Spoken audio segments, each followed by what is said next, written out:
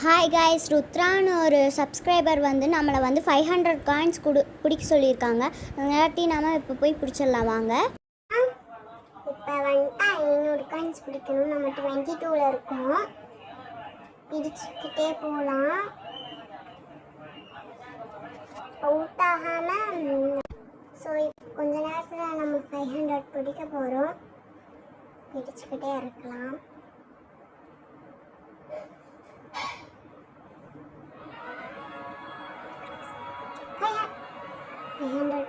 பிடிக்க போகிறோம்னா கொஞ்ச நேரத்துலேயே 500 வந்துடும்.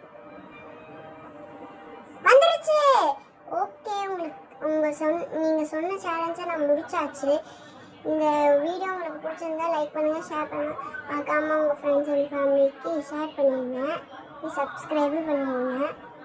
பாய்.